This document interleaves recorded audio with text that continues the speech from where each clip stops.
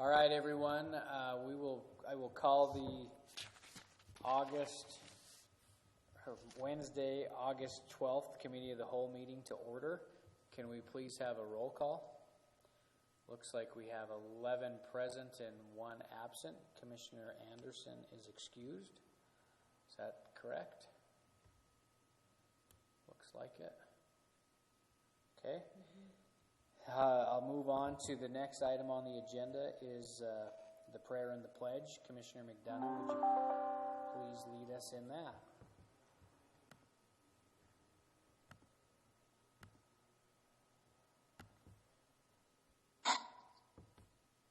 Almighty God, we implore you, look upon us and guide us this night as we make decisions which shall greatly affect our community of Butte-Silver. Direct our thoughts, words, and deeds so that we please you and best serve our fellow citizens. Amen. Amen. Next item on tonight's agenda is public comment on any items that are on tonight's agenda. At this time, I'll open up the phone lines and see if anyone is there. And then I will read one comment here in a minute. Right now, the phone lines are open at 497-5009. We'll leave those open, and in the meantime, I'll read a letter that we received last week. There are 2 letters. The first one is from Corrine Hash, and it's Dear Chief Executive Palmer and Commissioners of Butte. 1 second. Nate, can you turn these speakers down a little bit? Dear Chief Executive Palmer and Commissioners of Butte, I just want to say how disappointed I was in the open public discussion meeting the other night, as when it was time to speak, we kept hearing that no one was waiting on the line. I had several people at my home. We were all on hold waiting our turn to speak as we were in the queue. Kudos to the 2 individuals that were able to get through, but at the wrong time. I hope this is not how you all listen to the community going forward. I am in support of the resolution of intent to amend the zoning regulation in changing the ordinance to implement a requirement for a conditional use permit for business and organizations, nonprofit and profit, that are planning to open the community residential homes. And it may be called transitional living centers, treatment houses, sober and or group homes. This change will add a level of oversight which we currently do not have. We as a community need to make sure these homes are located or reside in appropriate neighborhoods. We first and foremost need to recognize the safety of individuals already living in the neighborhoods and recognize the consequences that these homes bring with them. Right now, the ordinance is this kind of living facility. If you have 5 individuals or less, the owners can skate by without reporting any of this to the neighbors. Currently, there is a sober living facility on Texas Avenue, and the neighbors were told by the owner that they would be renting to college students. After several months of headache, this is not the case. Come to find out, this is a sober living facility with a revolving door of individuals and their friends and girlfriends that clearly have more than just staying sober issues. The owner of this home clearly does not care about it if they are collecting a paycheck. Currently, there are 5 violent offenders living in the home, and 1 is non-compliant. Between the 5 of these individuals, they have 18 felony charges racked up against them that range from aggravated assault, assault with a weapon, robbery, burglary, and even federal manslaughter. Let me repeat this. These are violent offenders. In the past months, we have seen a huge uptick of individuals bringing beer and alcohol into the facility. There has been fighting between them, even with the baseball bats, yelling, cursing, and most recently one of the gentlemen was yelling profanities in the alley and threw his bike against the garage, where it has stayed since. There is no upkeep on the home garage everywhere, and lawn not taken care of. Again, where is the oversight? These individuals need to be up at pre-release and or in a secured facility where they are monitored and looked upon, and there is oversight. All these individuals in this home are on parole at this time. Let me ask you, would you like this type of facility living next door to you? And would it still be okay if your children of your own and or grandchildren, or what your elderly parents? How would you feel if one of these homes were right next door to you? I bet this would not be okay with you. This is not one individual getting out of prison or pre-release and starting their life over and proving themselves and becoming a productive member of the community. This is several individuals that have a very high chance of being repeat offenders, and it is obvious that, or by the way they live, it is necessary for someone in the neighborhood, possibly one of the children, to get hurt or maybe even murdered before the situation is taken seriously. This is not about discrimination against people with disabilities. There are several other great organizations and laws out there to prevent this. Now I will bring up one last thing, the foster living permit, which I have been a foster parent in the past. In most cases, this permit I feel is not necessary, and they should be exempt with parents that are fostering children trying to give back to the community. This permit, however, will not keep individuals that want to foster from fostering. The foster care system in the state is broken and needs severe repair for many other reasons than needing a permit to raise a foster child. I did agree with all the letter that were read the other night during the meeting that it will often sometimes put families and the children in harm's ways unless someone is running a huge foster transitional home. I believe it is not necessary for them to have a permit. Again, thank you for your time, and please consider this request as an improvement to a better and safer community for all. And that's sincerely Corrine Hash. And there's still nobody on the phone lines, and they are open. The next email that we received is from Ben Cannon. To whom it may concern, I am writing again today in utter disbelief that this measure is still up for consideration. This ordinance is a blatant violation of the Fair Housing Act, specifically discriminating in housing based on the federally protected class of familiar status, in the case of foster care, as well as federally protected class of persons with disabilities, in the case of residential group homes and residential treatment. More specifically, you are attempting to engage in the following prohibited actions: making housing unavailable, setting different terms, conditions, or privileges for sale or rental of a dwelling, and providing different housing services or facilities. As a homeowner and owner of a real estate brokerage, I know that purchasing a home is likely the biggest investment that an average person will make in their lifetime. I understand the desire to protect your investment, but your rights end where mine begin.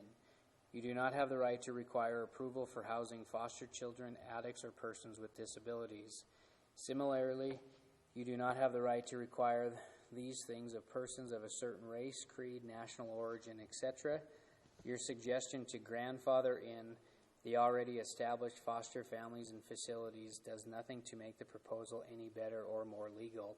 Excluding foster families doesn't make the proposal legal either. I am urging you to drop this proposal right now.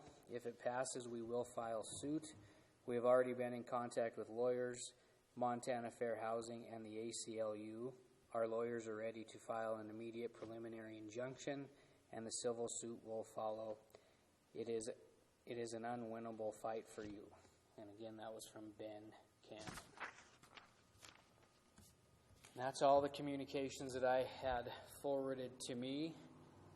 There still appears to be nobody on the phone line, and so at this time I will just continue on with the agenda.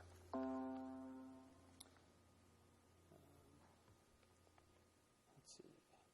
The next item on tonight's agenda is the report of the chair. I don't really have anything to report other than, thanks to everybody for being as safe as you can with COVID. I have been, to Safeway and to Walmart, and it appears that most people are wearing the masks and trying to do their part. So keep up the good work, and we'll get through this pretty soon, hopefully. Next item on the agenda is Section 1, which is communications. Number 1, Communication 19-578. Gary Rundle, citizen, requesting Council of Commissioners consideration to purchase property located at 1820 Banks Avenue, Butte, Montana, I wish to redeem the property from Butte-Silver Bow before the tax sale in February. We'll continue to hold this in abeyance as the resolution is set for final reading next week. Number 2, Communication 2020-04. Michael Townsend, citizen, requesting Council of Commissioners to consider the repurchase of my home located at 105 West Porphyry.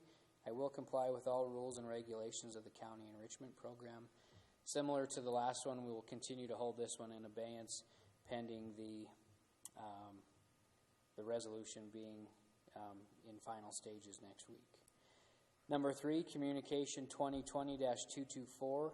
Todd Breidenfeld, Breidenfeld Investment LLC, BILLC, requesting Council of Commissioners to approve the purchase of a vacant lot addressed at 611 South Idaho, lot number 24 in block number 4 of the Travonia Edition, Butte, Montana, parcel number 1054300, which BILLC owns as a rental, and then immediately will sell it as a nice single-family home.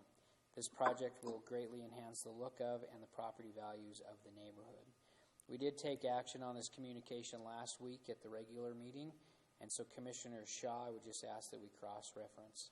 Commissioner Shaw. Thank you, Mr. Chairman. At this time, I move to cross-reference Communication 2020-224 with Communication 2020-318 and place it on file. Second. Okay, there's been a motion made and seconded. Does anyone have any questions? Would everyone please vote?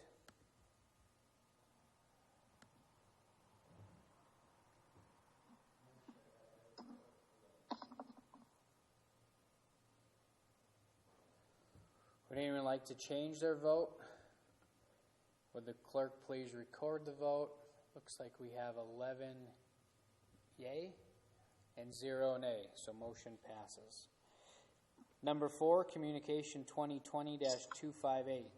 Lori Casey, Planning Director, requesting Council of Commissioners to be advised that the Butte-Silver Bow Planning Board, who serves as the Zoning Commission, has rendered a recommendation regarding zone change application number 180 regarding licensed community residential facilities. This communication, as everybody knows, we did take public comment on it last week. The next spot for this communication is my understanding, and County Attorney can correct me if I'm wrong, is for this council to decide if we should move forward with an ordinance change or if it is something that we're not going to pursue. So at this time, I would just open it up for discussion. County Attorney Joyce, if you have anything to add that I said.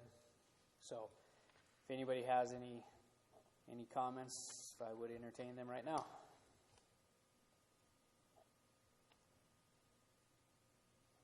Anybody, would anyone like to make a motion? So again, to move forward, this body has to decide if we move forward with an ordinance change and ask the county attorney to draft that and introduce it, or for this body to do nothing and leave the laws as they are. So Commissioner Shaw. Thank you, Mr. Chairman. After hearing all the discussion back and forth amongst ourselves and amongst the community of Butte, my background is a legal background. I just completely concern myself with the possibility of liability of lawsuits. I've read a lot about discrimination. I knew that around the corner this would be happening. I was told by a couple of organizations that if this did get to a point after the public hearing of moving forward, that there would be a very good chance of litigation. So at this time, even though I think that in spirit it's not a bad idea to have good oversight in neighborhoods, I can't in good conscience proceed with the possibility of taxpayers' money being used for lawsuits that would be potentially coming against us, and they seem to be pretty real. So at this time I would move that we do not go forward with Communication 2020-258 to change the zoning ordinance. Second. Okay, there's been a motion made and seconded to not move forward with the change of the ordinance and place this communication on file, Commissioner? Place it on file, yes, thank you. Okay. Anything on the question? Commissioner McDonough? Commissioner Sorich. And so, Thank you, Mr. Chairman. We've been through it for like 11 months now, and we've had lots of discussion. We've heard feedback from both sides, but, last week when we had 11 or 12 objections, all focused in on foster care, which, I understand that foster homes are an important need in our community, and I think that they would be and should be supported. However, I don't think that filling out a conditional use permit for a foster home is any hindrance. We had like 12 objections last week, but we had one letter that was signed by roughly 80 people that supported moving forward with the change. I've been in support of this since the beginning simply because it provides information to the public. I think a lot of the information out there is saying that we're discriminating against people by letting people in neighborhoods know who's moving into their neighborhood. It's just simply giving people information about what might take place in their neighborhood. We can't deny it. We've already been notified of that. It'll go in front of the zoning board. Staff report will be given. The board will hear the concerns. The neighborhoods can hear their, questions or have their questions answered or provide input or get some feedback. But I think it's just due diligence and prudence to give information to people that are looking to live in a neighborhood or invest in a neighborhood. I don't think it's discriminatory at all. I think that this issue still needs further resolution at the legislative level. Obviously, if they want to exclude foster homes, and I'm fine with that, but that's going to have to take place at the legislature. But in the meantime, I think that, we're on the right path to let people know what's happening in our community and what happens in your neighborhood. If there are people that invest in a home or have children of their own that move into a neighborhood, they want to know who their neighbors are going to be. That's part of their home buying decision. If they know that a transitional living facility may be locating in the neighborhood, then it's up to them to decide if they're going to purchase in that neighborhood and live there or decide to buy a home somewhere else. But it just provides information. And at this time, I'll make a motion that we proceed and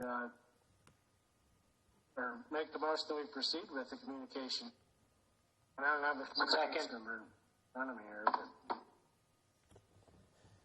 So there's been a substitute motion made to proceed with the communication and ask the county attorney to draft an ordinance. That's resolution.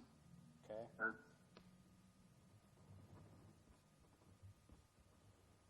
So there's been a motion made and seconded. Is there anything on the question? Who seconded that? Commissioner Mankins. Is there anything on the question? Commissioner Frederickson and Commissioner Shea. Commissioner Sorich. Thank you, Chairman Morgan. My question is about the motion. Was the motion so the motion was to draft an ordinance to change, correct?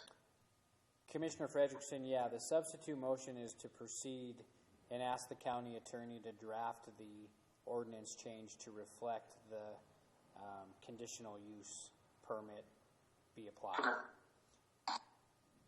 Commissioner Sorich? Thank you, Mr. Chairman.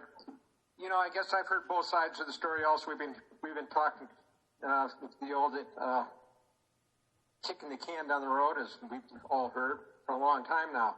And it's been a hard, contentious. But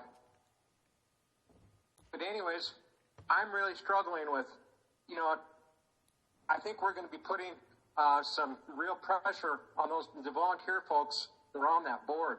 Yes, they're not going to be able to make any kind of decision to deny it, but you're going to have, this is a prime example. We had all the neighbors come out real hard for this one area. So every time that come forward, is that going to be each neighborhood? Are they all going to come to that zoning board of adjustment and put some real undue pressure on that volunteer board. You know, at number two, that one we heard the letter saying, not in this neighborhood. Whose neighborhood should it be in? I don't want it. Yes, I wouldn't like it in my neighborhood either. But I'm not sure, like, you know, this is the proper way to go, so I can't support this. I fully understand the transparency. I fully understand people wanting to provide their property, but I think I'm not sure this is the best way to go at this point. Thank you. Commissioner Shea. Thank you, Mr. Chairman. This is really a situation that I've really wrestled hard with. While I do believe that the residents of a neighborhood have the right to know when a money-making venture is popping up in their neighborhood, these are essentially businesses. For me, it doesn't have anything to do with people who are in recovery at all, because people who are in recovery have the same rights as you and me, and they should be afforded those same rights. For me, it's all about the money-making business opportunities that are popping up in these neighborhoods under the name of a community residential facility. And I do think that there are some bad operators out there, and obviously, because I've heard from people who are living next to or near bad operators, and I think properly written, properly vetted, properly explored, this could prevent bad operators in that arena. That being said, I have heard from a lot of people from the foster care side, and for me, that is something that I just can't seem to work past, that we may have a negative effect on foster homes. On the flip side, you know, I heard the argument from several foster parents last week. They didn't think they were foster parents. They didn't want their name and address on record, yet they called into a public meeting and gave their name and address on the record. So the whole thing is just kind of blown up into this massive thing that I think is really too big for us to grasp without having a true committee meeting in the judiciary, sit down, talk about it face to face, maybe even one-on-one, two at a time with the county attorney, to really work through some of the issues. So I'm not ready to put this to bed, but I'm not ready to support it fully yet either, because I think it needs more vetting. So I would like to see it at least move forward so we can have the discussion. There are still places where we can stop it if we decide we don't like what it's looking like, we don't like the effect it's going to have on everybody. There's still opportunity to make those changes. Thank you. Who was next? Commissioner O'Neill, Mankins, and then Olson. Did you make that in a motion? Commissioner Mankins, she just stated that she would like to see it move forward, which there's already a motion on the floor to indicate that. So I'm kind of like freezing up here. Sorry, Chairman Morgan. Can you hear me? I can. So you asked if Commissioner Shea made that in the form of a motion. There's already a motion on the floor to dictate that, to move it forward. So can I just follow up? Sure, go ahead. Chairman. So we all have to remember that we've looked into this, and like Mr. McDonough has stated, that we've done this for 11 months. We've seen that the CUP does work in the Kalispell area. We have seen that it works in the Gallatin. We have seen that it works in Bozeman. We have seen that it works in Belgrade. So this does work by using this process and helping and excluding the foster.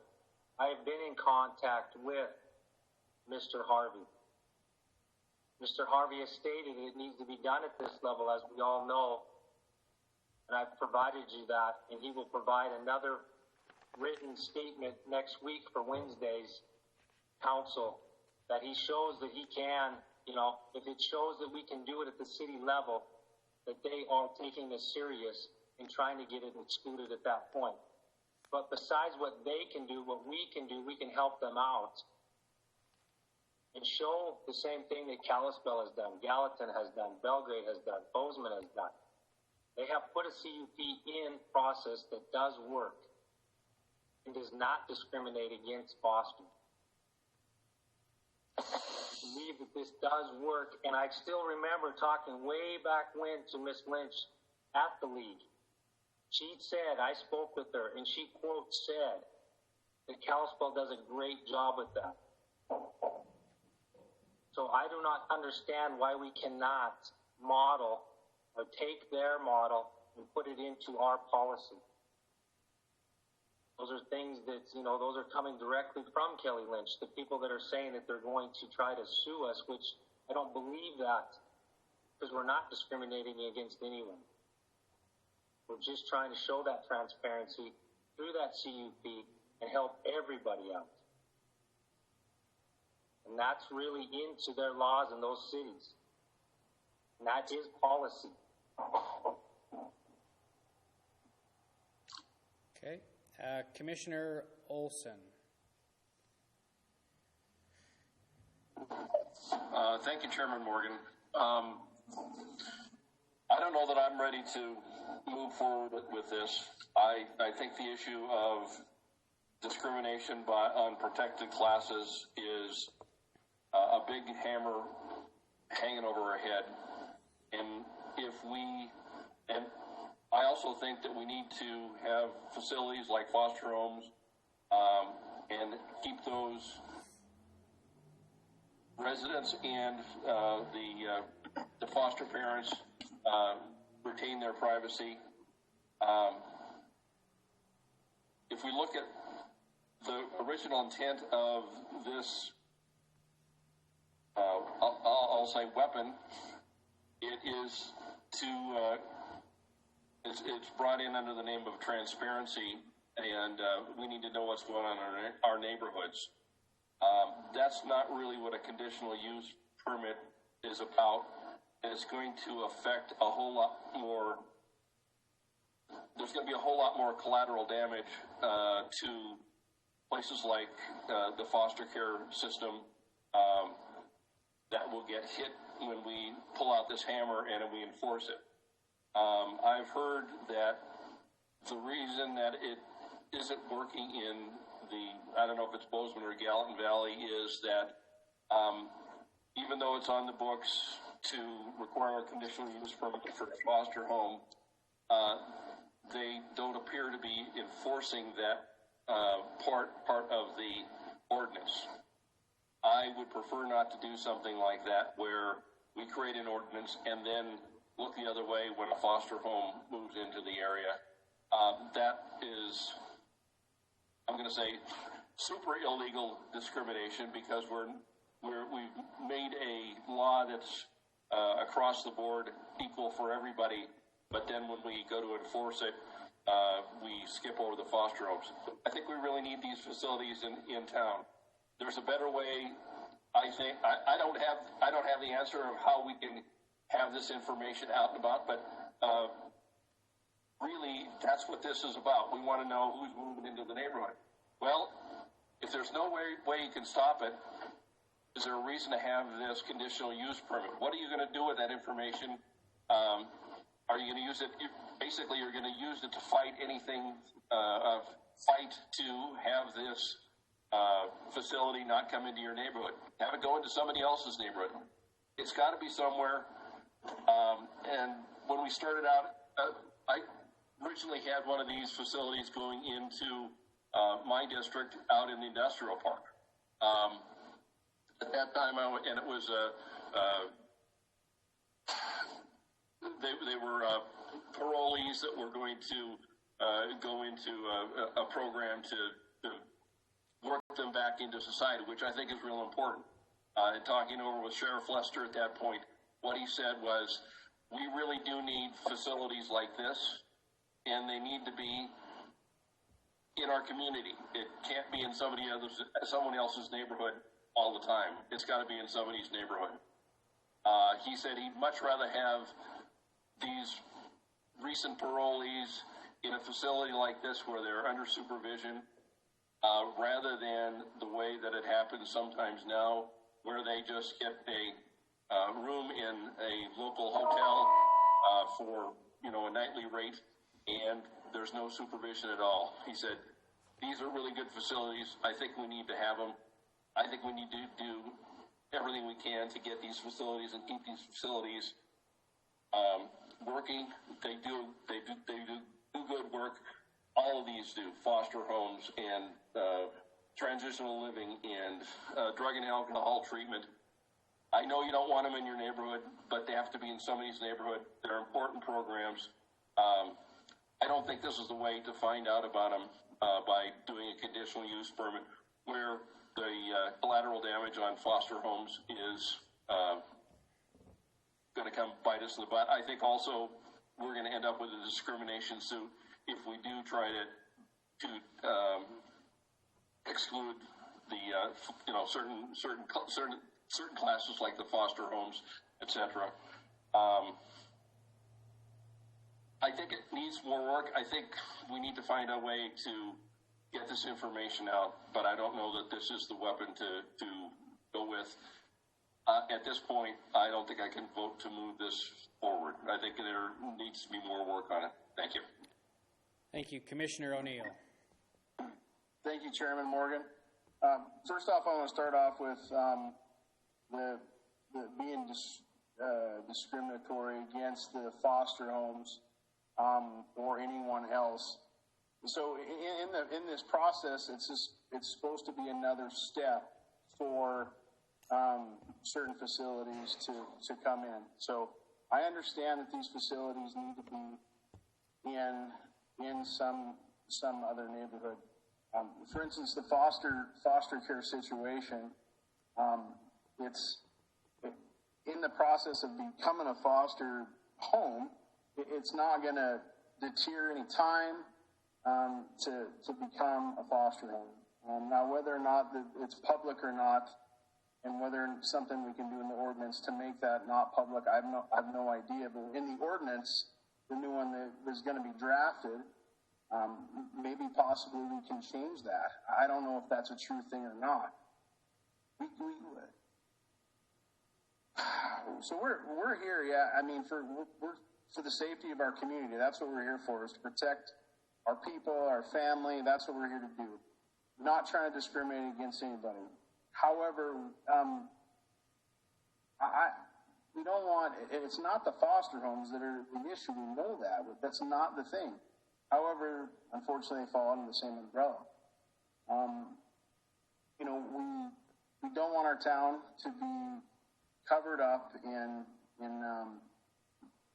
just transitional houses from out of town people in town. I don't care who owns them, but okay, I'm stuttering here, but eventually they are going to go through. But for the safety, okay, throw the investment out the window. Everybody buys a home. What about safety for us? So what about, come on, we want what's best for our family, best for our community. Come on. The one down the street from me on Gaylord, I'd like to have a conversation with the sheriff on that one, how he feels about that one. I would love to see the call log of how many times the police are still coming to that one. I will follow it up on our next meeting, let you guys know. I'll email that to you. So, I get it. We're having on both sides. The other one thing I do want to say is that this is not coming from one specific area. It started with one specific area. The people spoke of what they wanted in that community, and they got what they wanted. Was it discriminatory? No. They just want to have it safe for their kids and family and whatnot. Okay. The other thing, on the boards voting for this, if it does go forward, which would be zoning and planning. Now, that's just another part of their board to be on if these come out. That's a part of what they sign up for. So, but that's not. Don't vote on behalf of that. Okay. What else do I got to get off here? The whole intent is for the safety of Montana citizens. Not trying to be discriminatory. And our citizens, we do have a right to know if a certain thing is going in. If a marijuana shop is going to be in our neighborhood versus any of this, we do have some sort of a right. Now, the foster home, I get, we got to try to figure that out. But a lot of this is blowing up worse than it seems, and I think we're being thrown off. And I don't know. Thank you. I'm done talking. So there's a couple of things that I'd like to just say here too, and everybody knows I've been opposed to this thing, from the get-go, after we started to learn more and more about it. We've heard it a couple times now. We've been working with this for 11 months and all of that stuff, and that's great. That means we're doing our homework and we're really studying this and taking everybody's comments as we get them. We did have a public hearing. We did hear from both proponents and opponents, which we do at every single public hearing that we have. And it's our job to kind of go through and weigh which way we should go. Just the facts at this one is we have the zoning board that looked at this, and they came back with a recommendation not to proceed with it. And so we rely on them for other things. We have to decide, I agree, when to follow their lead and when not to. So I completely understand that. The other thing that I've heard throughout all of these meetings is that we need to know who lives next door to us. And this is an opportunity that will allow us to know that. Well, a perfect example of this right now is the house next door to me is for sale. And that house right now is under contract because somebody came in and purchased it. And guess what? I have no idea who bought that property. Is it somebody that is addicted to something? Is it somebody that is going to take care of the lawn? I have no idea who that is. I have no say in that. And you know, depending, that could be good or bad for me. That's just one thing that I have to realize. It's the same thing when I moved into my house. My neighbors had to rely on me to either do the right thing or the wrong thing and let them kind of decide on that. The other thing that I have the biggest problem with this thing is that it creates a form of discrimination. And I understand that people are saying there's no discrimination here because it's just not discrimination. But if we look at it in the sense of we have a group of people, we have transitional care departments or houses, we have foster care places that fall into this lump. And as we start picking foster families out of it and making the conditions different for them, that by definition is discrimination. Because we are discriminating against the class and we're making new things or more steps for them to follow and not the other one. So it is discrimination. The other thing is by doing the conditional use permit, I hear it over and over and over again that the people are using this that think that we can deny them the ability to come into the residential area. That is not the case. If the ordinance change goes through, we can still not deny it. The only difference on it is we're going to know who the neighbor is. Now, what does that do for me? Does it tell me anything more than I need to know? It doesn't matter because I can't do anything about it anyway. For the instance of what started this, that the neighborhood that created this and moved this forward, and we looked into it. That's great. They knew it was coming before a vote happened, and so they knew about it. What did they do with it? They started the campaign to try to change the zoning rules, which is in their right to do. So they know it's there. And what happens if that transitional facility still went in, even though there wasn't a formal public hearing, they knew about it?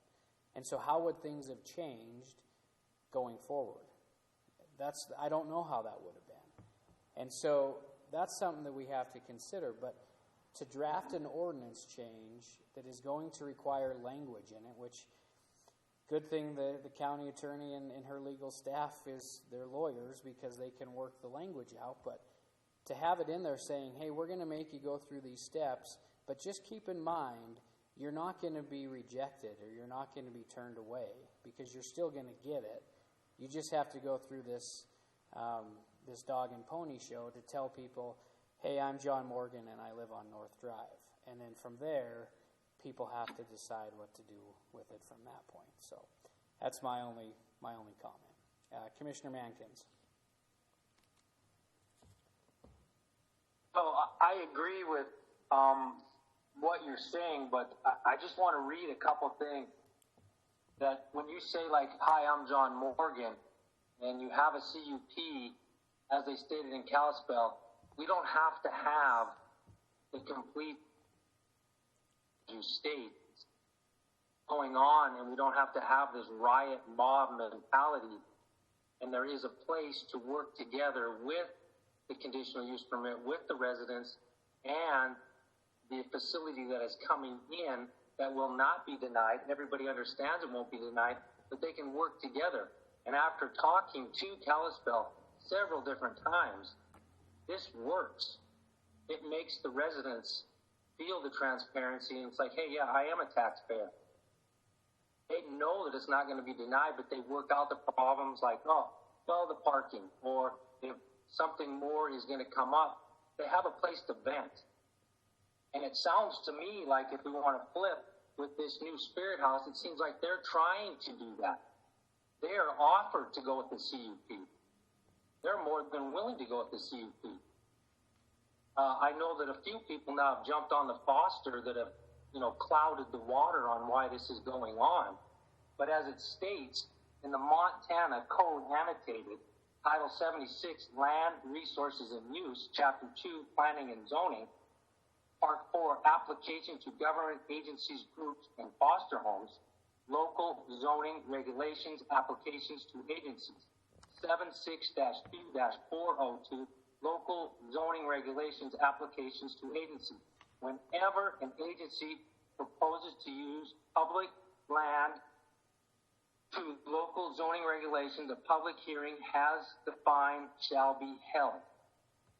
Number 1, the local board of adjustments, as provided in this chapter, shall hold a hearing within 30 days of the date of the agency giving notice to the board of its intent to develop land contrary to local zoning regulations. Number 2, the board shall have no power to deny.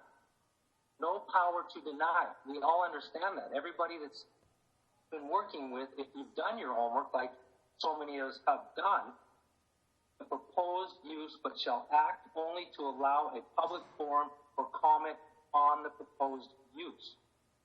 So we're not discriminating. This is Montana Code Annotated 2019 Title 76 Land Resources and Use. So it's already in there. So we have to remember that this is here for us. If you just dig a little bit more, it is here. And that's just going back with, like Mr. Olson said about, discriminating. We're not on that part. This defines that. I think Mr. Olson brought up the last time with annotated that it's how you are defined or how you read that section 4 that we talked about, Commissioner Olson, and so many of the other ones. There's different ways to interpretate. And I think at this time, I see people that shake their head, but it sure does seem that there's 4 different county attorneys out there in 4 different places that they are. So that leads me to believe that this can be done.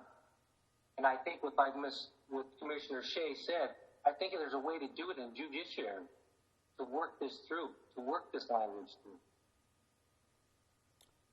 County Attorney Joyce. You're on mute. Thank you, Commissioner Morgan. I want to allow all the commissioners to say what they want to say, but I just have a couple questions in terms of drafting an ordinance. First of all, I think there's a question of whether or not the ordinance would contain language that says that these cannot be denied. And second, I have heard a suggestion that since the planning board, acting as a zoning commission, did not want to go forward with this proposal, that maybe the ordinance should state that it's the council of commissioners that if they want to pass this ordinance, they should be the body that then listens to these conditional use permit applications. And I want the council to consider that request. So it was in the past something that went before the council and not before the board. And I think, that's just something that I'd like the council to decide on in drafting this ordinance. I also think, Lori Casey is on this call, and I'd like her to have the opportunity to respond to some of the comments that were made. I disagree that the comments were all about foster care. I do think that there were definite comments about potential discrimination in housing, and certain classes of residents are going to be considered under disabled under the Fair Housing Act, under the American with Disabilities Act.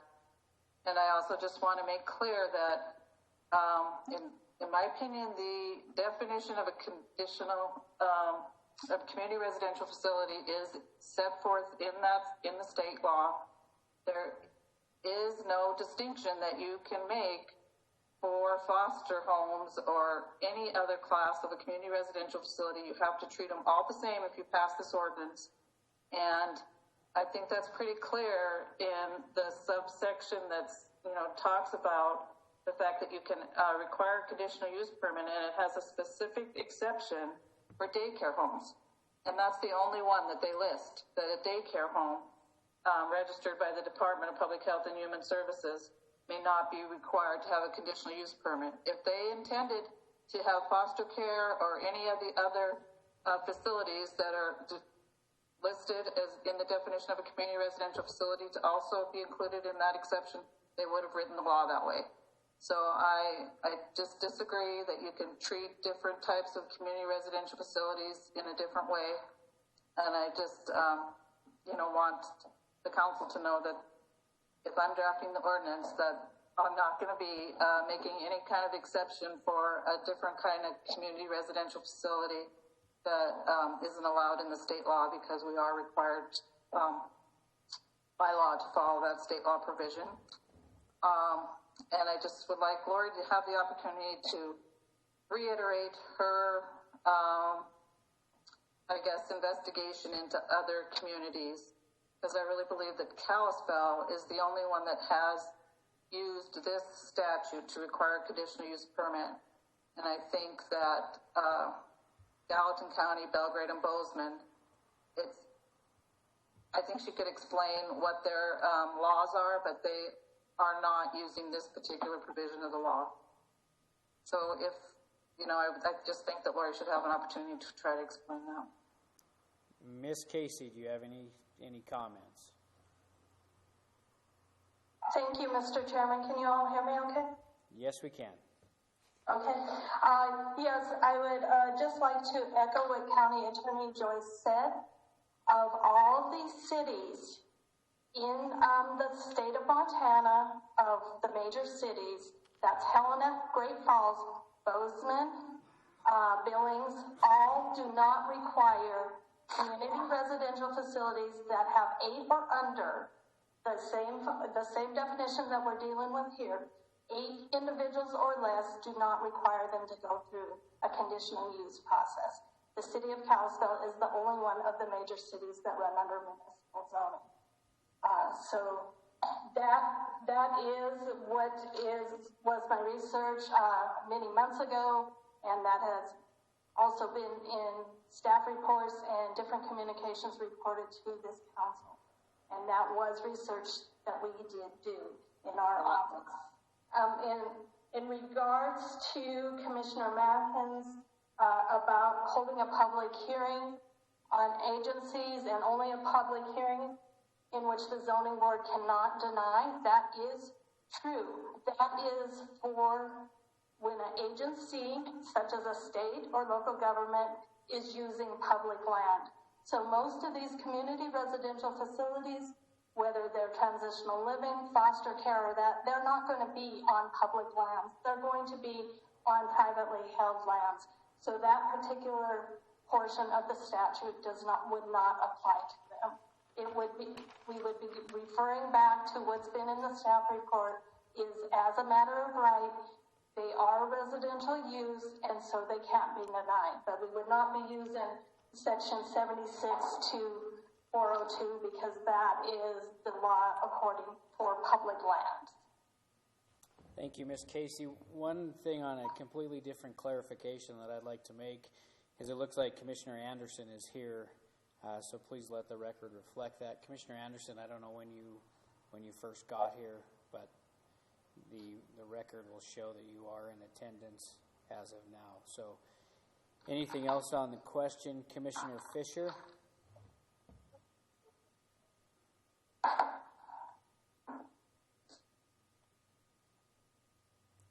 Commissioner Fisher? There you go. Yes, Chairman Morgan, can you hear me? Yes, we can. I would like to call for the vote, please. Okay. We are currently on the motion on the floor is to proceed with the drafting of the ordinance change to move forward.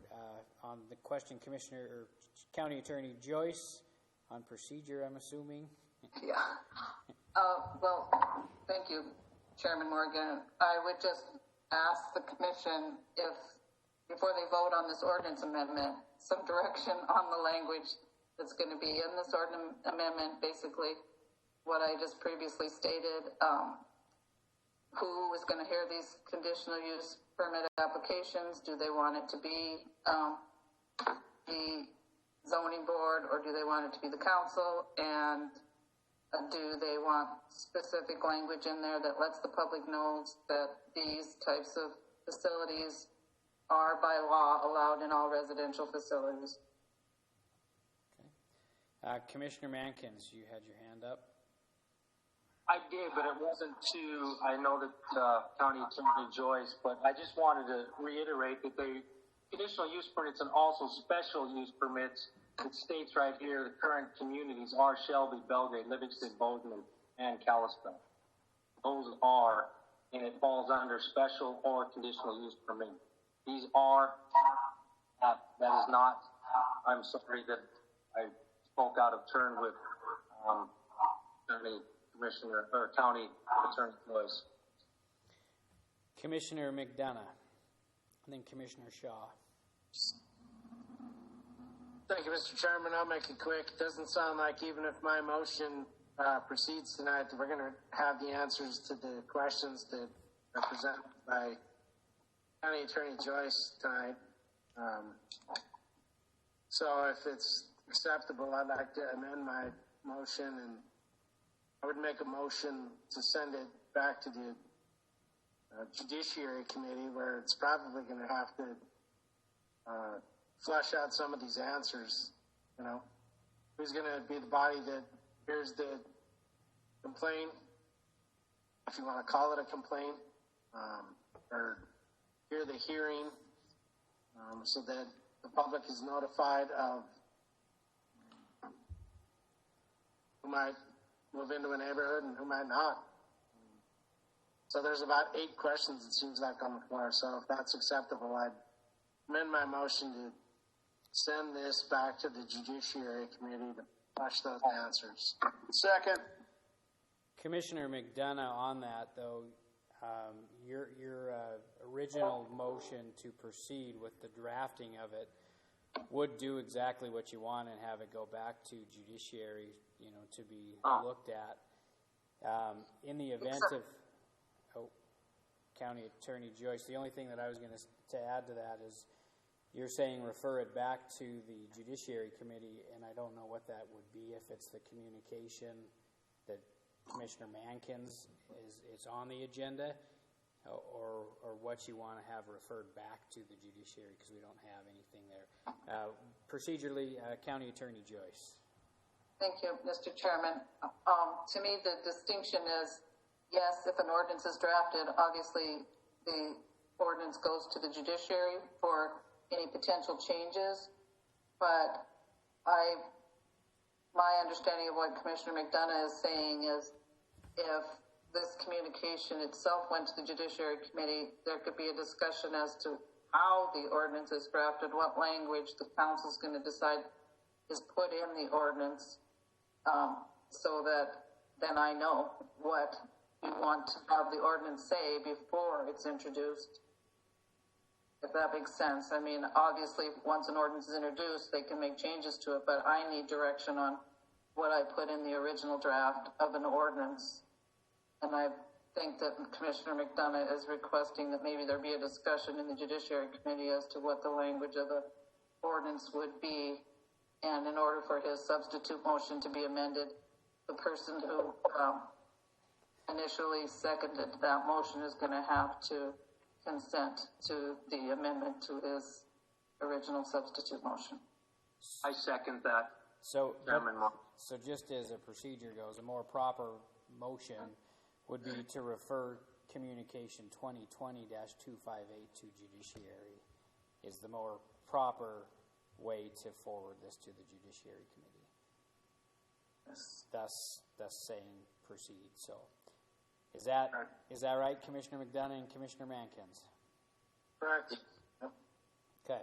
So that has been amended. So right now the motion before us is to refer communication 2020-258 to the Judiciary Committee. And then the first motion was to deny and place on file, I believe. So right now the motion is to refer it to the Judiciary Committee, this communication. Is there anything on the question? Okay, would everyone please vote? Again, this motion is to refer communication 2020-258 to the Judiciary Committee. Would everyone please vote?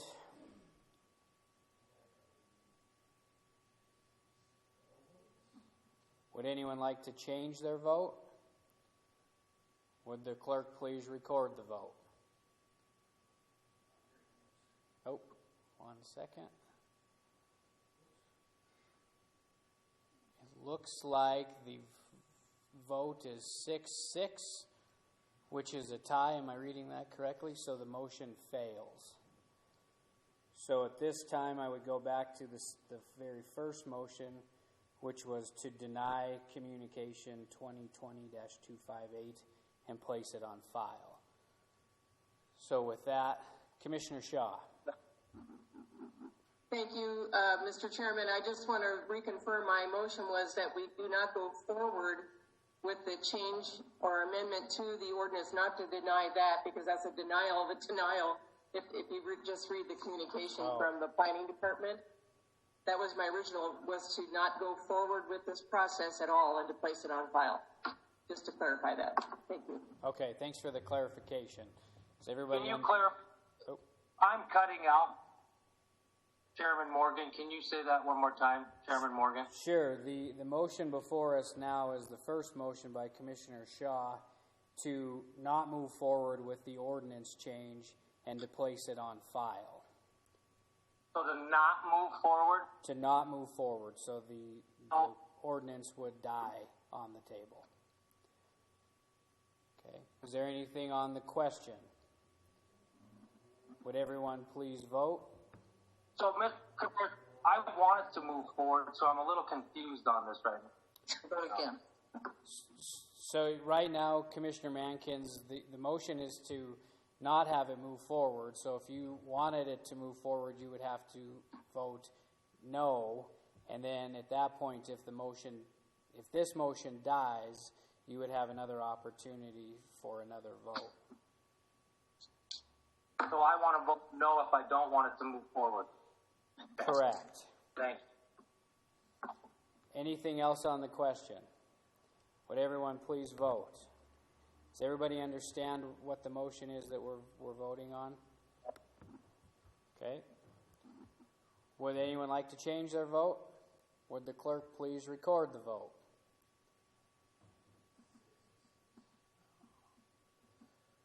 Looks like the motion is 6-6, so that motion fails as well. So at this point, I guess we have more discussion and ask for another motion. Right, County Attorney Joyce?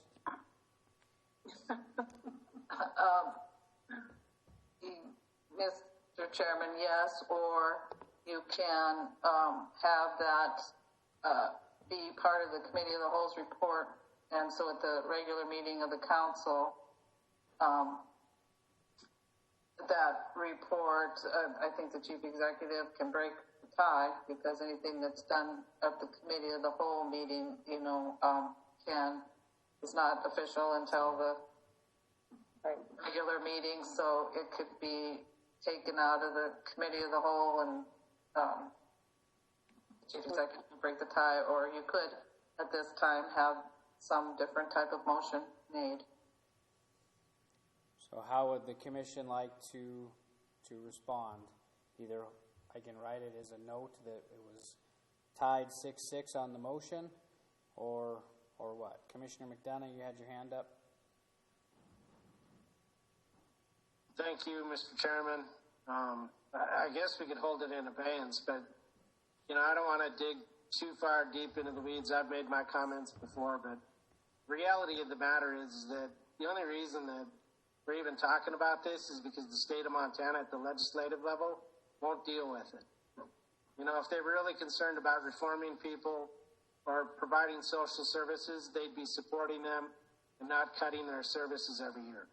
Every time the legislature convenes, it seems that legislative bodies get together in the committees, and the money that they put forward to provide mental health services and social services to the people that need it most, expanded Medicare, it gets denied. Not only does it get denied, it gets trimmed back. And if you look at other communities in our state, they don't have the same problem that Butte does. No, you can't buy a house in Gallatin County or Flathead County or Missoula County for $200,000 and then decide what you're going to do with it. Whether you're going to put 7 or 8 people in it and charge $500 or $600 a month and say that you're providing social services or rehabilitating those folks back into society, or you're just housing 7 or 8 people to make a commercial income in a residential neighborhood. The reality is that the loophole's bigger than what we've talked about all night. If somebody wants to put a house on Colorado Street or Arizona Street in District 8, which there's already one,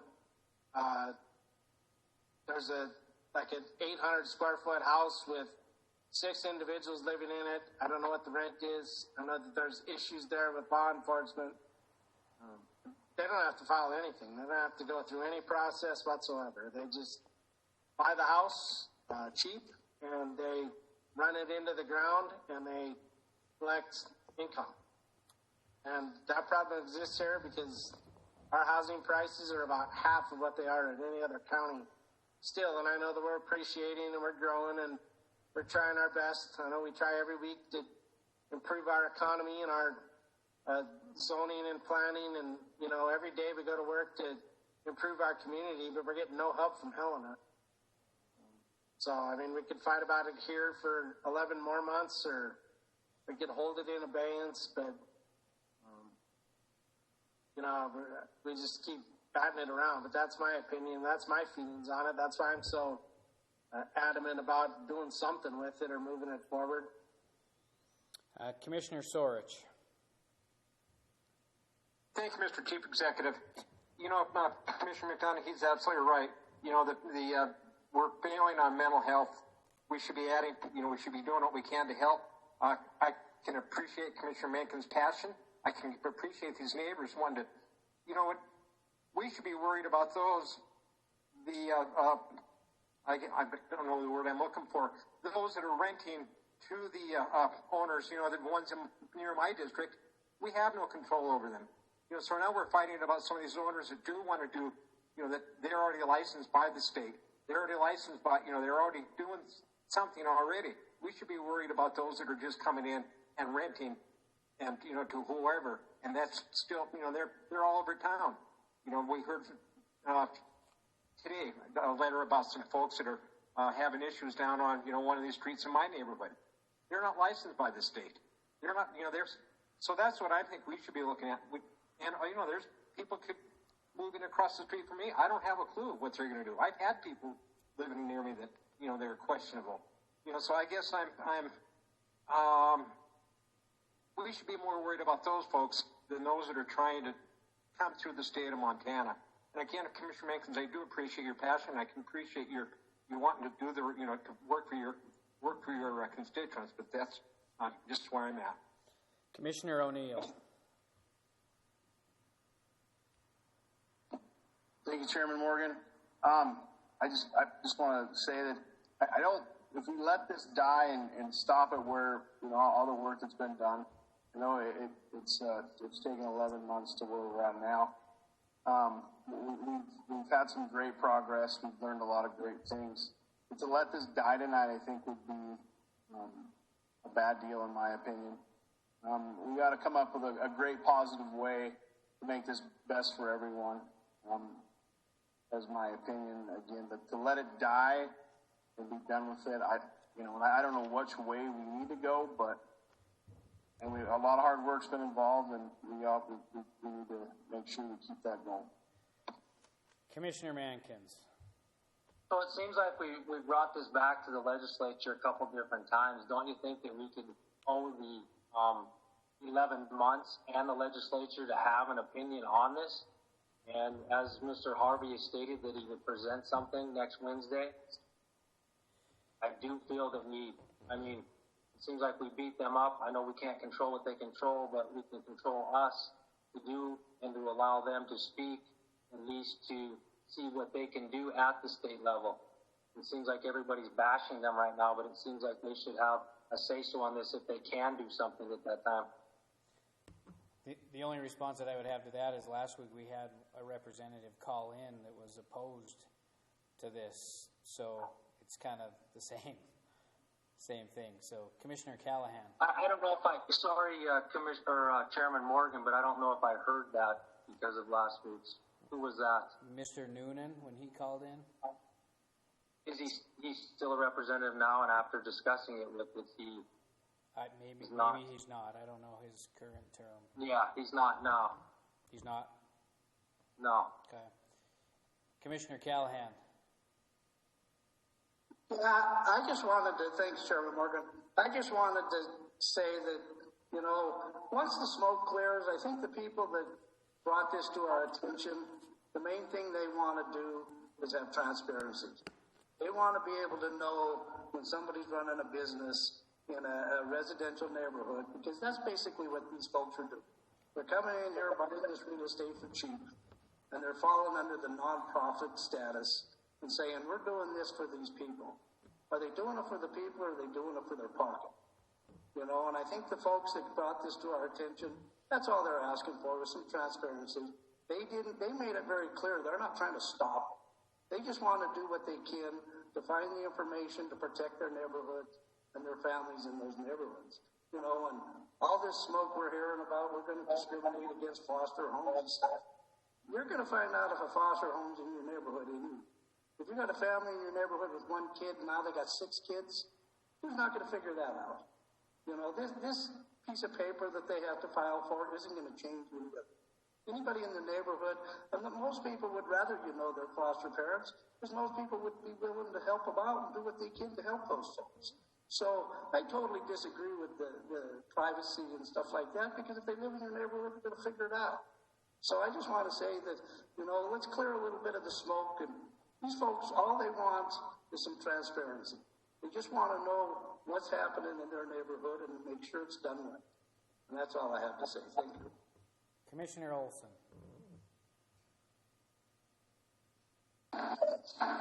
Thank you, Chairman Morgan. One of my issues is I think it's everybody's referring back to the state, and they've kind of tied our hands in this, I believe. And I think Representative Harvey is willing to work on it and take this forward for us. That's really where I think we need to solve this problem. I don't know if it's in the zoning or the existing MCA, but I think we need to at least wait and see what we can get out of the state to get this done the right way. Thank you. I guess with that, I would just, I'll make the recommendation on this that we note that it was tied 6-6 and let it go to the regular meeting next week, if that's okay with the council. I'd second that. Okay, so we'll move on with that, and I'll make that recommendation on my report for tonight's meeting. Next communication is number 5, communication 2020-282. Lisa Warden, 7 West Pacific, Butte, Montana, requesting council commissioners to purchase 2 small pieces of land from Butte-Silver in the amount of $300. These two strips are too small to put anything on, and I've been maintaining them for the past 3 years. We'll continue to hold that in abeyance pending a report back from Land Sales Committee. Number 6, Communication 2020-290. Danette Gleason, Finance and Budget Director, requesting Council of Commissioners' permission to schedule a public hearing to begin on August 5th, 2020, to discuss a possible rate increase for the solid waste collection district fees to cover the cost of the contract services with McGree Corporation. We did hold this last week, so Commissioner Shaw.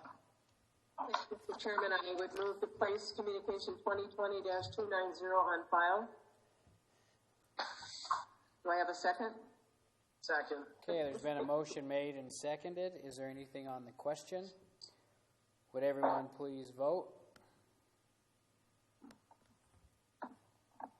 Would anyone like to change their vote? Would the clerk please record the vote?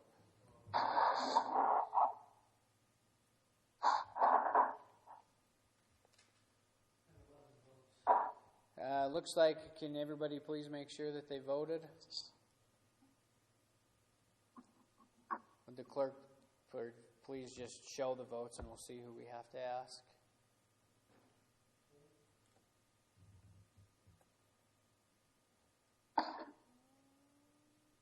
Looks like Commissioner McDonough, we need a vote from you.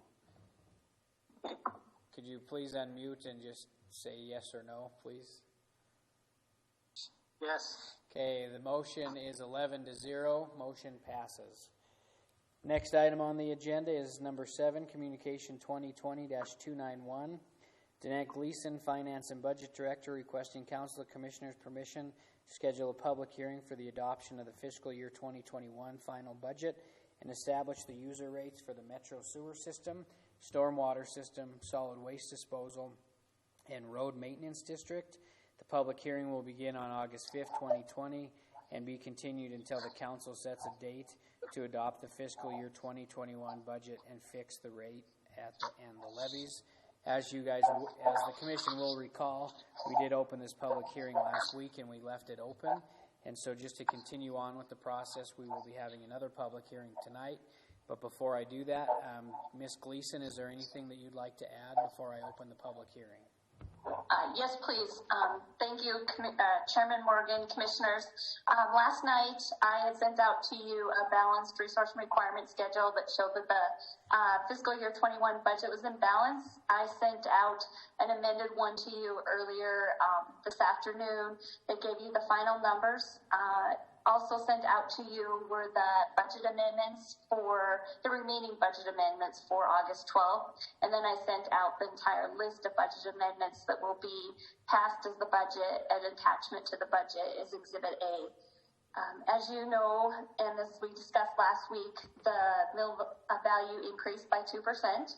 I have completed the mill value caps for all the districts, and we still have a significant, amount of mills to carry forward to if we had ever had to reappropriate any additional funding. That space is available in that area as well. The budget is $140 million.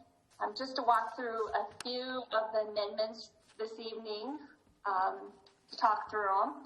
We added, in anticipation, the passage of the mail ballot election. We added the funds for postage and printing at $38,804 with full anticipation that we would get reimbursed by the state of Montana through the CARES Act funding or on a federal level for some of this funding that we could apply for and seek, but very comfortable that that money will come back to us in some type of form of state or federal grant. We also amended the budget and included some additional funding for the traffic DUI program and the law enforcement grants based on year-end numbers, and that was about $25,000. And we have added the JP Court grant that just came in, DUI court grant that came in at $120,000. Then a new position that we did add to the budget that is fully grant funded, received by the health department just late, finalized the numbers late this afternoon, was for an epidemiologist. That funding is $91,812.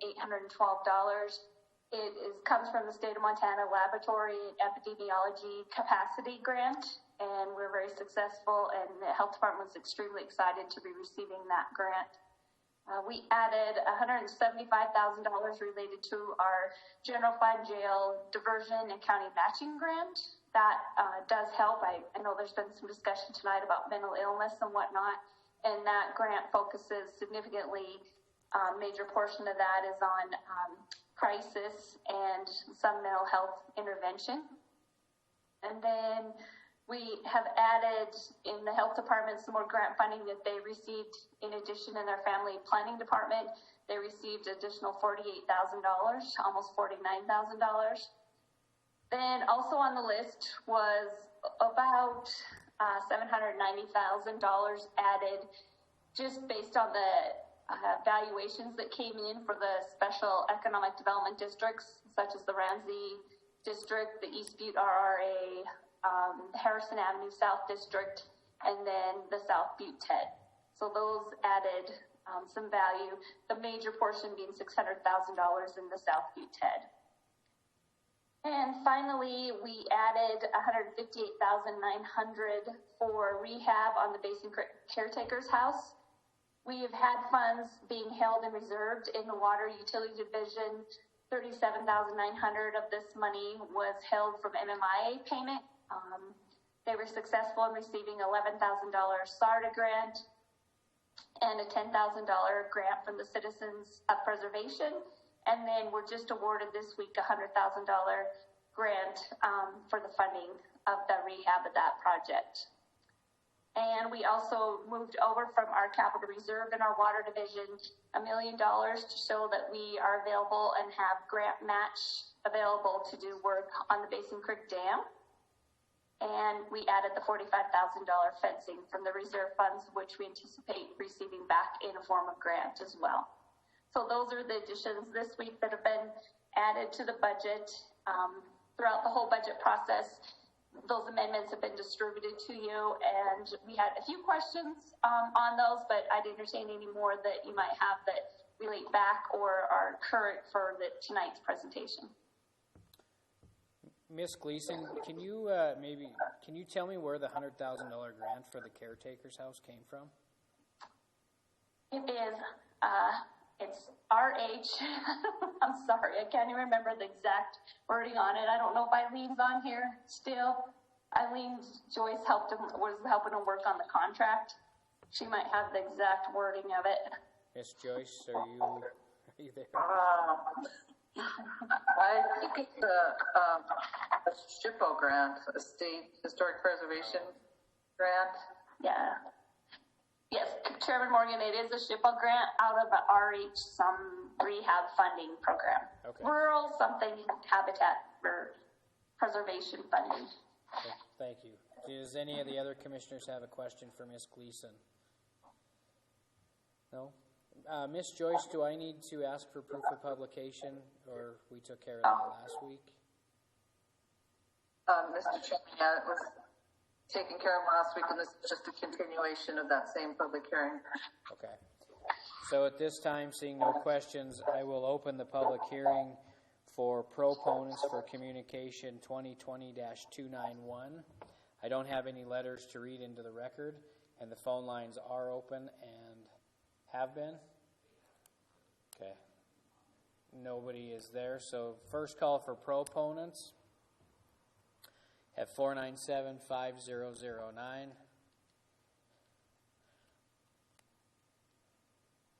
Second call for proponents, 497-5009.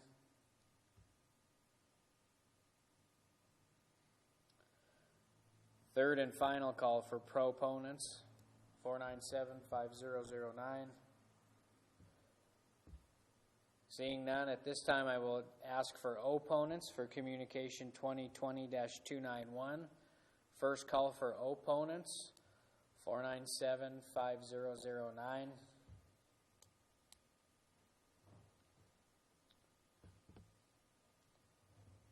Second call for opponents, 497-5009.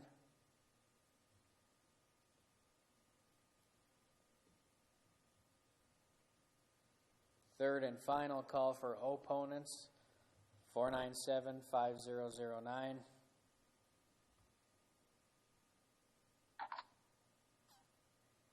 At this time, I'll close the public hearing for Communication 2020-291.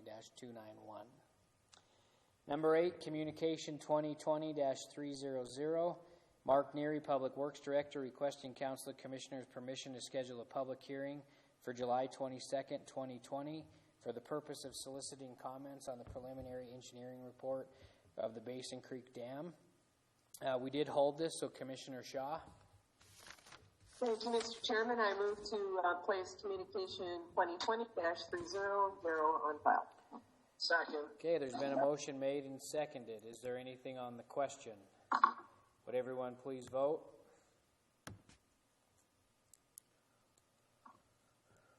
Would anyone like to change their vote?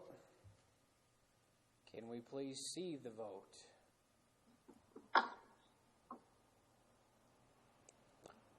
Looks like we have 12 yea and 0 nay. Motion passes.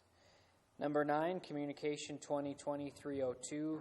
Sean Frederickson, Commissioner, District Number 1, requesting Council of Commissioners' concurrence to have the City County of Butte-Silver, Montana, participate in the effort to create a regional rail authority authorized by Section 7-14-1621 of the Montana Code Annotated.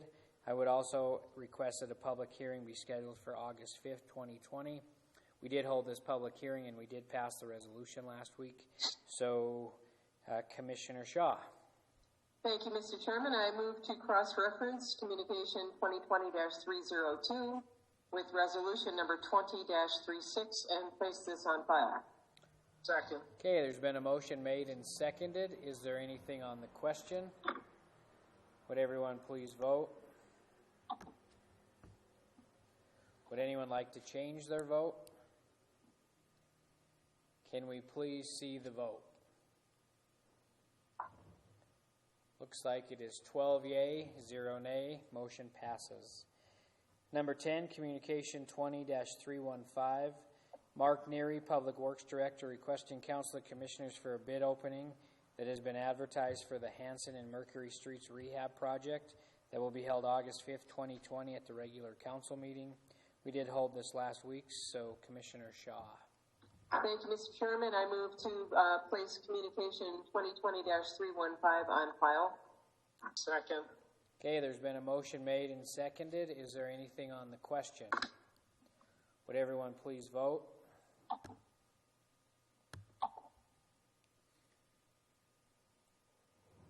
Would anyone like to change their vote? Can we please see the vote? Oh, could everybody please make sure they voted? Looks like it is, drum roll please, 12 yea, 0 nay, motion passes. Number 11, Communication 2020-321. Dave Palmer, Chief Executive, requesting Council of Commissioners to accept this letter as my formal request for your concurrence in the following reappointments to the Butte-Silver Bow Fire Commission. I did contact Chief Executive Palmer this morning, and the call for the public to ask to be part of this commission has been published and is in the newspaper, and so we'll continue to hold this in abeyance pending the results for that. I don't know if Chief Executive Palmer has anything to add. Yeah, I would like to say that I did put out the call again for telling people there was openings on several boards.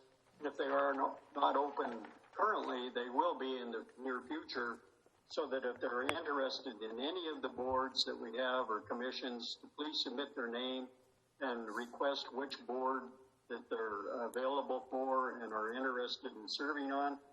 And at this time, I'd like to remind the council that we have several boards that require commissioners on them. And Fire Advisory Council, the 911 Advisory Committee, and there's 3 commissioners at least that do not sit on any boards or committees, so you should consider at least volunteering for one of those boards. So if you're interested, please contact my office and we'll get you signed up. Thank you. Thank you, Mr. Chief Executive. Commissioner Shea. Thank you, Chairman Morgan. Thank you, Chief Executive Palmer. I just have a question for County Attorney Joyce regarding the propriety, I guess is the word, of a commissioner sitting on the Fire Commission. Would that be appropriate since the commission actually has a vote in that final appointment? Maybe County Attorney Joyce could weigh in on that. Thank you. County Attorney Joyce. Mr. Chairman, Commissioner Shea, I have to review the charter provision. I think it just says 5 members, but I do think that that's something that you should probably discuss because the ordinance, as you know, does require the chief executive to have those appointments approved by the council. So I don't know, there's other boards though, like the Tiffin board, where there is a member of the council on there and all their actions are approved by the council also. So I just think it's something I'll need to look into and probably something that requires a little more investigation and discussion. It would probably be something similar to the planning board or the zoning board, similar, so. Those boards are quasi-judicial. Oh, right. Gotcha. Okay. Anything on the question on that? Commissioner McDonough? Are we talking 2 different boards here, just for my clarification? Is the Fire Commission different from Fire Advisory? Yeah, Commissioner McDonough, Commissioner Shea was asking about the Fire Commission, not the Fire Advisory Board. Because in the bylaws of the Advisory Board, it states that there is a commissioner on that board, appointed by the commissioners, or by the chief executive. 3 of them. Okay. Any other questions? Okay, so we'll continue to hold that in abeyance for next week, or for the following week. Next item on the agenda is any public comment on any public matter that's not on the agenda. At this time, I'll open the phone lines to see if there's anybody there. And right now, there's nobody there. I do have a letter to read into the record. This letter is from Eldon Beal. Chief Executive Palmer, Chairman Morgan, Council of Commissioners. If I'm understanding correctly, that when a resolution is passed, it goes into effect 30 days after it's been posted. Resolution 2020-05 for 15-mile-an-hour speed limits around Emma Park was passed on final reading on August 15th, 2020. The 30 days would be between the 13th and the 15th of August to start the enforcement of the 15-mile-an-hour speed limit with no signs. I believe the August 15th date might be incorrect. I had a meeting with the Chief Executive Palmer on Monday, August 3rd, 2020, and discussed the same issues. I've said it before, and I'll keep saying it, that 2 signs in the whole park does not work.